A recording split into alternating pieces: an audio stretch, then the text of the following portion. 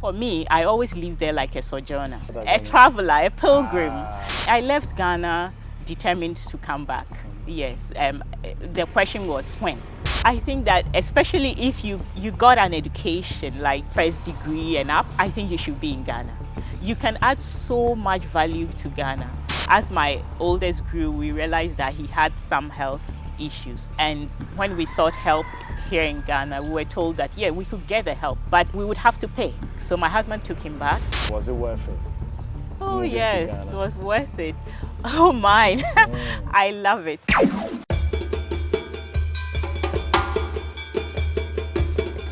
Whenever you bring up the topic of how one can sustain themselves financially in Ghana after moving from the West, majority would advise starting a business rather than seeking employment. Well, there is a qualification that will almost guarantee you a high-paying job in Ghana that nobody is talking about. In this video, I speak to Elizabeth, a wonderful woman who returned to Ghana after a 20-year relationship with Canada and thriving without starting or owning a business in Ghana. We delve into her journey to find out how this is possible. I hope you find it useful. Let me speak for the women, because that's where the challenge tends to be, that the husband would want to come back home, but the wife would not. My name is Mickey. Keep watching.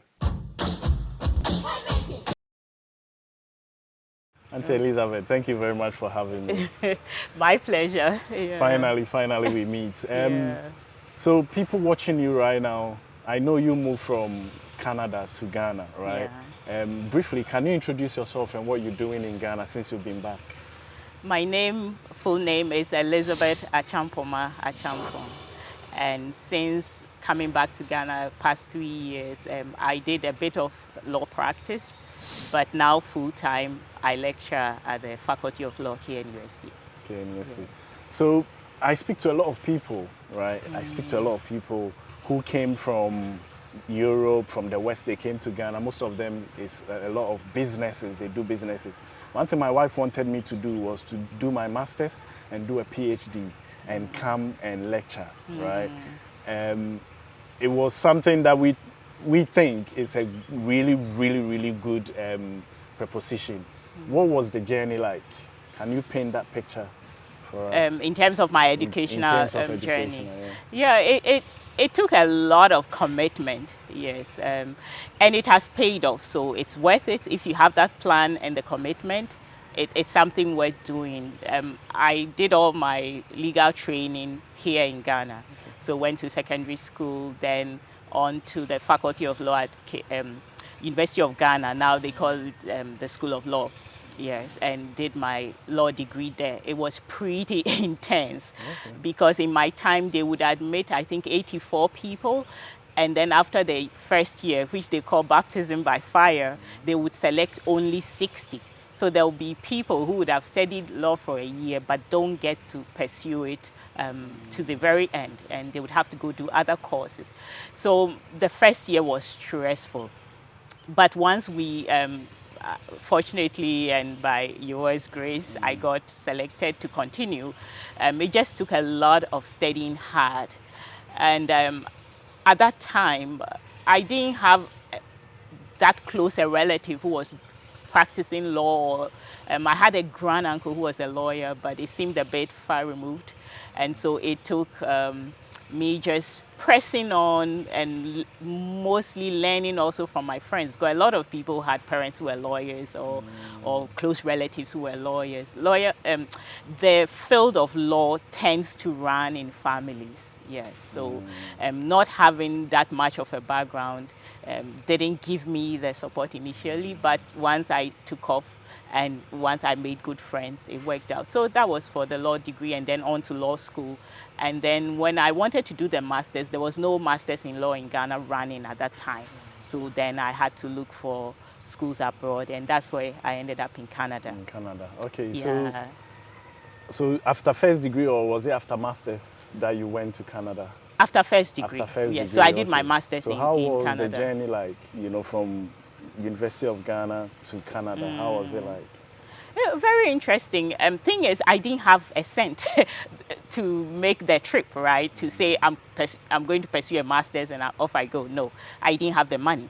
So I did the applications, and computers were then coming at that time. So I'll go to an internet cafe. All those around me will be like playing their games or whatever they're doing. I'll be looking at schools abroad and those that had scholarships. And so I would apply and all of that. It took a lot. Also, what was great is that the law firm I was working at, people would point me to others who had been abroad to do their masters. Okay. So then if I find that somebody's done it, I'll go ask them. And then they will tell me how they did. So eventually, Queen's University sent me an email that I had admission and I had full scholarship. That was a huge blessing. But then I didn't have the money to make the trip. The flight to Canada was not included. So I had to raise that in Ghana, but Yehovah is good. So he helped me and so many people helped me and I was able to then go. So full scholarship, is it still in existence? Does it still... I believe there are plenty scholarships out there. It's just your preparation just waiting to meet the opportunities. I think that there are great scholarships out there to this day, but you have to be committed in looking for it, in positioning yourself to fit what they are looking for. And once you hit the nail on the head, you can get scholarships. Okay. Yeah. So before we get into how life was like in Canada, education in Ghana and education over there, were there difference? Huge difference in that they had, like in Ghana, the books were limited and all of that. We took our lecturers' notes as sacrosanct and all that. But their huge library, all the books were available. And so I got what you'd say information overload. Like on this topic, there's so many authors. I had to learn to think, to analyze and figure out that. So if these are 5 thoughts on the same matter, what do I think? What do you think? I didn't used to think that my voice was needed. So by the time I learned to have an opinion, that was the big difference. Okay, yeah, so and the lecturers wanted to know what my opinion was. Nobody had been asking me that. So with what you know right now, and you now being in academia in Ghana, what have you done to sort of merge what you learned in Canada into our educational system? I think that is my mission, actually. I want my students to think. I want to know also what they think. Not only should they think, but they should share what they think. So when I ask a question in a lecture, I often tell them, this is your opportunity to shine. Who knows what you're thinking? So share it with us. I might read your work and yes. think, this is a genius. And you can teach me something. So I use that approach a lot. And I find that when I say I'm asking you questions, I need answers from you, they don't expect me to be doing that. They expect me to tell them something and then they will go, right? So a friend just told me that maybe at the beginning of my lecture, I should tell them that I'll be asking you questions so that they will prepare, because I find that sometimes they are very reticent. They wouldn't speak. I'd love to be in your class. That would be my joy. Yeah, I would love to be in your class, because I always want people, I'm always opinionated, and it doesn't serve me well in classrooms. So whenever I go to classroom, because I'm not stating the obvious answers, I'm always like a little bit low, but hey, it's all good. Okay. It's a good thing, so keep it. So I am sat here right now, right? I'm a student in University of Ghana, and I'm telling you that straight after University of Ghana, I want to go to Canada or I want to go to UK, America, to build a life over there. How was life like, and what will you tell me? So from what you know with your life in Canada, how long were you in Canada for? In and out. I've had like a over 20-year relationship with Canada. Oh, okay. Yes. So what would be your advice to me? I would say go, then come back. That's what I'll say, because it's great to have traveled, to have seen that around this globe, other people are at other places in different environments, living life different from what you know. And so to be able to go there and see into that life, I think that it's a great experience, because you always take something from that. So I would say for anybody who has the desire to see more of the world than Ghana, should be able to do that. After all, we see a lot of young North Americans and Europeans traveling the world. Why wouldn't we have that dream? We'll have it too. So I would say go. Once you've gone, take what you can from there, make the best of your life there. But for me, I always live there like a sojourner. I've never heard that song word before. A traveler, a pilgrim. Yes, so I knew that I was coming home. Yes, I settled, but not to the extent that I wouldn't be able to uproot if I needed to.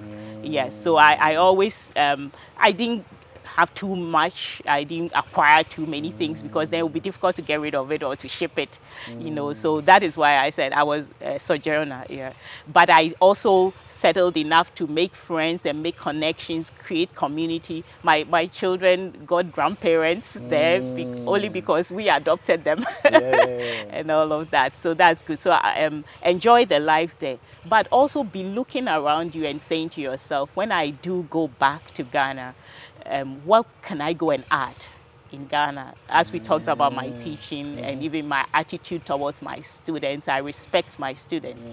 I'm open to them speaking to me and me hearing what they think and all of that. That's what I brought back with me because there everybody wanted to hear what I taught.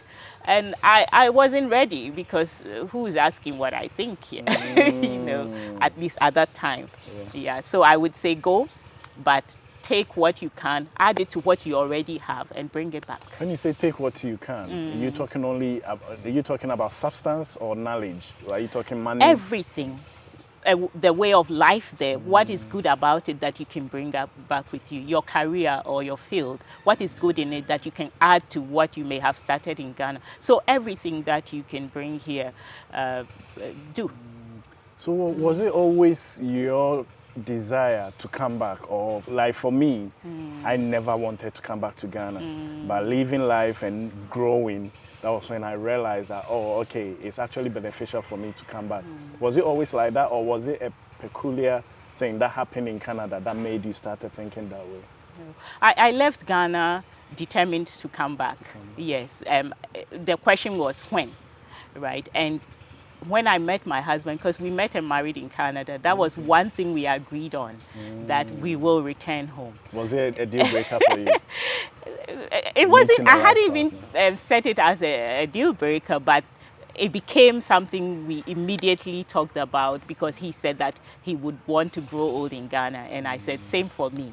And so we always worked that way, that we would return to Ghana, and we planned it to the point where we even sold our house 4 years before we made the move because it was winding down. You sold your house over there? 4 years before we came because we were winding down and we didn't want it to become too much of an issue, right? Yeah. So it was always our thought. And of course, I'd had relatives like my dad and his brothers, and some of my aunties too from my mom's side. They all studied abroad, but they all came back home. So it's something that was in my family. Not for a second did I think that I'll permanently leave other than Ghana. Can you please walk me through the journey and all the challenges that you faced, you know, deciding to move and come? Can you please, and some of the plans that you put in place so that we can take the nuggets? Okay. It wasn't too much of a challenge because once you make the decision, then everything will line up, right? And it's because people don't make the decision. They dream it, they talk it, but they don't take action. So I remember when we arrived in Canada, my husband's cousin said, so when do you say you're going back? And then we'll say, okay, in 10 years. He said, okay, add another 10 to it because he thought it was a joke. But that's the thing. Put a date, even if you can't, to it. A year, a date, a time, everything. Put it and then start working down to that date. So once you set that, okay, in the next 10 years we'll go, everything you are doing is towards you moving on that 10th year.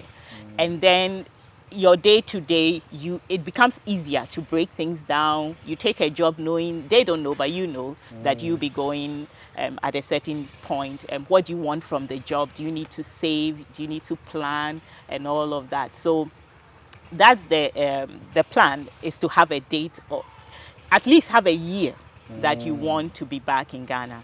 And then all your life will revolve around that, and your preparation will just start to flow. And thing is, even having that, at the last minute, it was still down to a crunch. We ended up, oh, throw that couch out, throw that out. I won't be shipping that because whether you like it or not, you have a lot of things. We're a family of 5.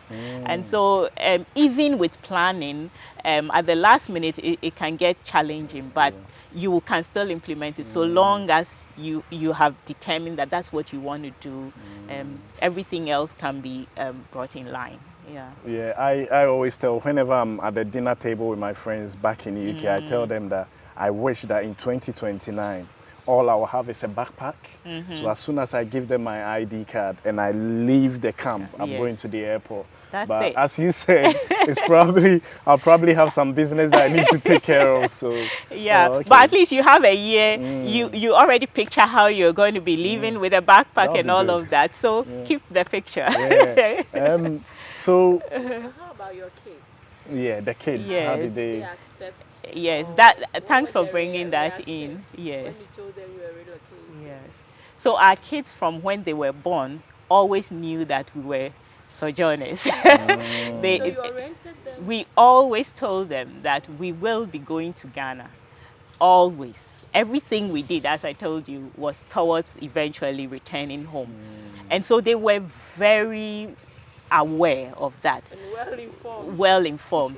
The only thing they didn't know was that life in Ghana is very different from life in North America, right? Because we didn't bring them for holidays. We would come and then they would be there. And so when we did come, when the day came for us to leave, it was time. This is our family's plan. And they had difficulty because they were older. The girls were crying about their friends, things like that. But we said to them, if we say stay, we will go. You have your Canada, have it. You might wake up tomorrow and your friend says, we are moving to China. What are you going to do? So it's our family, and this is what our family is doing. So we kept things together as a family, and so it was not difficult bringing them. It was them adjusting here that was difficult. Yes. So for you, how was the transition like? I know in your head it doesn't look like you even left, but as a family, difficult. How was it? It was difficult because remember I went to school here, so when I arrived, my mates all settled, well placed, you know. I didn't even have a car because we're waiting for our car to come. And so I basically kind of had to start life all over again here. And I accepted that, though sometimes it was very challenging.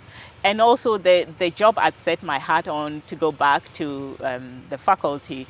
At that time, the government was not allowing recruitment. And so I had to pivot, and I went to a law firm to practice for a year. But I hadn't also practiced for quite a while. So that was not easy. And I went to people who I had taught, and they taught me. Yeah, but it was great. I love that happened, actually, because that's life. With the law, you realized that when you came back, the dynamics had changed. Oh, a lot had changed. How did you settle for a smooth sail? You never stop learning, so I had to learn. I had to learn again things. What is now different? What don't we do anymore in practice, and all of that.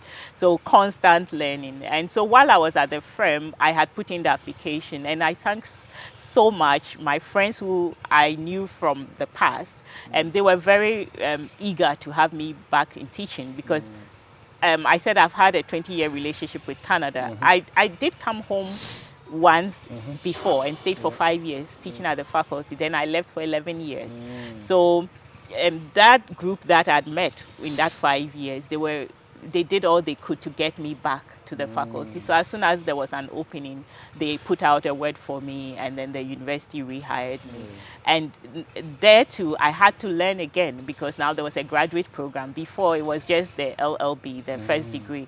Now we had masters and PhD students, and with a doctorate, I was teaching in that program too. So lots of learning to this day. You never stop learning. So you said you came 5 years and you left. Was there a reason why? For family reasons. When we came the first time, again, all my family, myself, my husband, and my 2 children then. And then as my oldest grew, we realized that he had some health issues. And when we sought help here in Ghana, we were told that, yeah, we could get the help. But because it was not like a condition that would kill him, you know, he could live with it if we let it be. But we wanted to correct it. And so we would have to pay. Right, and so we decided that because he was born in Canada, that treatment he could get as part of being who he was, that is a regular Canadian. So we thought, let's take him back. So my husband took him back, but when the doctors examined him, they said the treatment program would take 5 years. Okay. So we were like, what are we going to do in that 5 years? Would my husband and my son stay there? And every 6 months he had to have surgery. So yeah, so you go in, Within he that recovered. 5 years. Yes, and that's what it would take. So eventually, after a year, we decided that I would take now we had 2 girls, I would take them, resign. First I took a leave of absence, but then I had to resign and focus on raising my child. So even when I went back, I didn't go into a job. I taught part-time a bit, and then mainly I focused on raising my children and then my son's medical needs in and out of hospital. We went to hospital a whole lot, yes, but they did everything they could for him. And the 5 years became 10 years. So we came 11th year after he was all done. And through it all, you still managed to come back to Ghana. That's the thing. Wow. Plan. So you have a strong conviction for people to come back to Ghana. Yes. Why should people have that dream? Oh my. I think that especially if you got an education like a first degree and up, I think you should be in Ghana. You can add so much value to Ghana. There, yes, I was adding value to Canadian society. I even worked for a government ministry and all of that. But here, you can do so much more, and you would get recognition for it, and you can see that you add so much to this society, because there's a lot more here that needs to be done, right? So if you are well educated, why not do it here, where you are also, an indigenous, a native, someone who comes from here? Why don't you be the one making things better? Why leave it for someone else? So one thing I've realized why a lot of people want to come back, and they want a soft landing, they want to have good life. I mean, I always tell people, and I've done a poll on my channel where I ask people if they had money and time in abundance, where would they want to be? Okay. And majority of them wanted Africa, Asia, basically places that we call third world countries. Yeah. Right? So it's no-brainer that if you have money, a place like Ghana is amazing. How did you manage to sort your finance out to be able to make a stake over here? Okay. I love personal finance, so I always keep my eye on the money, right? Yeah. And I ask myself, if I'm buying something, why would I spend that money and not keep it, right? So when people are saying, oh, just buy, so it's my money, I decide where it goes, right? And so we kept our eye on our money. And we made sure that we made investments here. So when we're coming home, for instance, with our kids, to give them a soft landing, we told them your bedrooms are ready. So it means you built your own house. We built our own home, put our money here, right, and placed it in different places to diversify and all of that. Although we did suffer a knock with the banking sector cleanup and all of that, but we still were able to hold our ground and return. So soft life, I mean, people can get very wealthy, but if that doesn't happen to you, even the little you have, you can plan what you want to use it for. So if it's Ghana you want to be, then you put your money where your desire is, and that's what we did. Yeah. So investment, a lot of investment, and being wise. Yeah, you have to make investments in Ghana, and if you are concerned about people squandering your money and all of that, you have to maybe take time to come to Ghana. And both my husband and I, our jobs allow for, let's say, you can ask your employer to take a portion of your pay off. In a 3-year period, you would only be paid for 2 years. Then in the 3rd year, you take that 3rd year off. But you get the 3rd part of your pay. right? And so my husband did that a couple of times so that he could spend a whole year in Ghana. And so I would say we built our home without leaving it completely to friends and relatives. Yes. We made time to make sure that we were here. Yeah. Nice. So someone is in Newcastle somewhere and thinking, oh, I want to become a lecturer. What would be the tips? What would you tell them? How do they lay the foundation so that they can hopefully walk into a job? You didn't, but at least it will make it easy for them to walk into a lecturing job. Yeah, I think that first you have to have an interest in something, a subject area, a field. It's that interest that will keep you when things get tough and all of that. So once you've determined that this is what I'm interested in, then you study it until there's nothing to study, which will be forever, right? And so that knowledge, you build on it because the world requires you to get a master's. And now universities in Ghana want PhDs. And in fact, I don't think I would have been hired if I didn't have a PhD. Yeah, so if you want to be a lecturer, I'll say go get that doctorate. With that, so many institutions are coming up in Ghana, and the opportunity to teach is there. It's really there. Yeah. You said a lot about myself and my husband. How important is it to have both mom and dad and the family in this decision making? It's everything.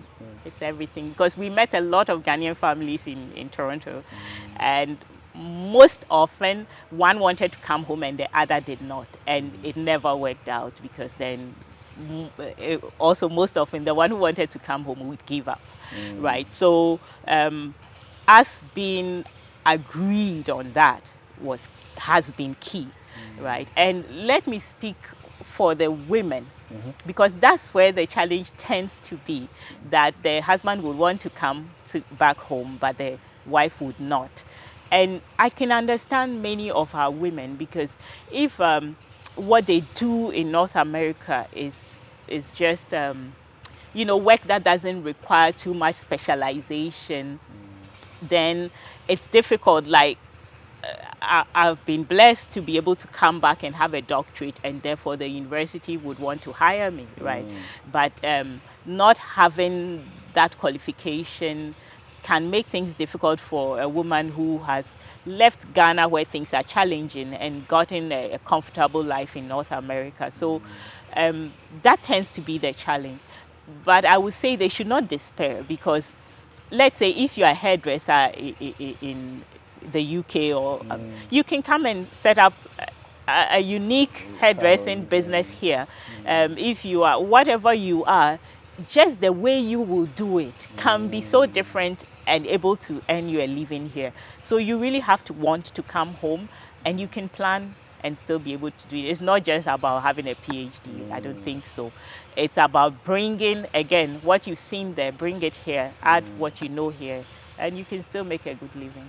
Yeah. So you come with kids. I'm also coming to Ghana with kids, and sometimes I get a bit confused the direction I want their education to go. Is it possible to share what is your future dreams or plans for the kids' education? Is it something you can share? I can share, but that's my plan. I don't know their plans. I don't know suggest, all of your plans. Yeah, but for the time that I am parenting, I decided. So what I did was that I didn't go looking for extra fancy, expensive schools for them. I'm being paid by the government of Ghana, and I have to live on my income unless I make more. So I put my daughters, because my son had finished high school, I put my daughters in the youngest one. It's a private school, but it's a Catholic private school. It's not so expensive, and she's had to adjust to a lot of things, but that's where I put her, and I can afford to pay her fees there. And then for the older one, I just put her in the senior high school system, and I taught her how to board the trotro from home and get to school. We did it for a week, and then she went on and has done it and finished senior high school, went to the regular one. So I didn't have to go pay any school fees in dollars or anything. And it has taught my children many things. what I did is that the first year, my husband and I, not just we focused on helping them. They faced a lot of challenges, but every night we would talk them through it. We will look for options. We'll look for ways to do it. How can you show someone who is not aware that you have a right, that you do have a right? You know, because that's what you're used to, that your rights being respected. You can bring something to that school. And for instance, my daughter is now the sports prefect, the youngest one, the sports prefect in her school. And she loves it, and she brings her special touch to the different sports programs and activities, advocates for sports to be put on the timetable, even though they are close to exams and all of that. So we didn't do it in such a way that it will get too expensive just because we want to replicate North America here. You can't, unless you pay a whole lot, like create a whole country yourself. So are they going to go through the tertiary here, and then that's our plan, and then as mature adults, if they choose to go back, they can. Yes. I forgot to ask, so how is your son doing? He's very good. He's very good. What all that treatment has done is that he hasn't ended up dead. He hasn't ended up not being able to walk on his own. He's ended up being able to do all his self-care by himself. He can do that, and right now he's working on starting his own business. We've been supporting him in photography, printing, graphic design, things like that. That's what he's doing. Nice to hear. So would you do it again? Was it worth it? Oh yes, it was worth it. Oh my, I love it. Like, it didn't start out with me loving it, so let's not romanticize everything. It was difficult settling back in. For instance, if you go to a government office, nothing works and you're frustrated and all of that. But for all those things, I had to work on myself. That what I've seen is not what that worker there has seen. The efficiency I think that they should be using and all of that. So what can I do? I can calm down, I can figure out, I can push them. You find ways to do it. But I love the slower pace. Look, the cases I was doing in the government ministry, it was an algorithm that was giving me the cases. It works 24 hours. I close a case, it gives me one. I close a case, it gives me one. In Canada? In Canada. Unless I go and tell my manager that I'm too tired to keep at this pace, right? But here, things are slower. And sometimes people say that's not good and all of that. But what do we want in life? Like the rat race or to live, to breathe. Life, isn't it? Yeah, this is it. We are so here. I love my mornings. I come out to my garden and I water my plants. And I intend doing more work here and turning it into an oasis. Who knows? But I love to water the few plants that I have. I go jogging in the morning. I can take my morning slow, and then I get into my work and all of that. And I appreciate the pace, the slightly lower pace, slower pace. Yes. So, last but two questions. What sort of mindset does someone need to have to be able to enjoy Ghana the way you are enjoying Ghana? Accept it for what it is. People, I wish they would do this, I wish, but that's a wish, right? So once you've accepted it for what it is, then you become a problem solver. That how do I solve this problem that I'm confronted with? And not kill myself in the process of doing it. Nobody cares if you die off. So when you face a problem in Ghana, you have to figure out how you're going to solve it and everything. And then you also set your mind that all the things you were dreaming about in Ghana, the food, the people, the smells, the community, all the things, enjoy them. Don't waste your time always comparing. Enjoy them. Actually grab a hold of them and enjoy them, because now you're here. That's the kind of mindset you need, and then you can add to things and still enjoy it for what it is. So when I went on this journey to be talking to people to try and ask them of tips on how I can move to Ghana with my family, I think I took it lightly. This is my third stint, and this time it's actually hitting me hard, like meeting people like yourself and people in the hotel industry, education. One thing you said, that I always look for stamp of approval. And when it happens, I get a dopamine shot. The way you said you've not settled, it's not like you knew you were going to leave the West to come. I'm like that. It's like that when I'm in a house, I don't even put photos on the wall because I know it will be coming off and I don't want to scratch the place and that. So thank you very much for what you do, and thank you for the education sector as well, the way you are changing. And I know you are on a journey to change it. It's not going to be my last time talking to you because we are on different groups together and I'm always, I'm happy because you see, it's always created this perception that, like in the academia, you can't leave and then come back. Yeah. So it's actually the easiest. It's the easiest way. They are doing so well in the European and like quote and unquote the advanced countries in the academia. Yes. But switching it back to Ghana or Africa has become a no-no. Because everybody feels if you go and then come back, then you're into business or you're into maybe your own thing. But now that we've seen that people go back and come back into the, like, should I say, government field, either academia or ministries, then it's possible. Yeah. It's Wherever possible, you are yeah. now, you can come back and your expertise will be utilized in that. They miss, I understand, they miss the support system that makes their work easy. Like, now I don't have a printer and you're supposed to write requesting one. I've written requesting it and I've been told like it would take a year, who knows, 2 for me to get a printer. But there's a printer in the faculty and whatever I want printed will be printed if I request it. It's only just that it's in the administration. But if I need 1 million pages and that enables me to do my job, I will request that my 1 million pages be printed, right? So I don't have the convenience of pressing my machine in my office, which one day when it comes, I hope I appreciate it. Really nice, yeah, so those are the things you will miss. And things happening on time, things being slow, you know, you having to make connections before you get something, things like that. Most people don't want to deal with that. Yeah. So yeah, I was just going to thank you for the gem that you've dropped and for your advice.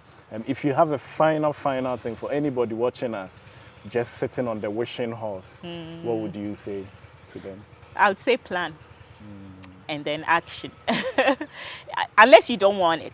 But if you do have that dream, how do you make dreams come true? They don't stay in dreamland. They have to be put into action. So, and if you want it, then you work towards it. And I believe that that's something you need to grab a hold of. That dream it, but don't stop there. Plan and action. Yes. Right. Dr. Elizabeth, thank you very much. My pleasure. It's been my pleasure. That's it.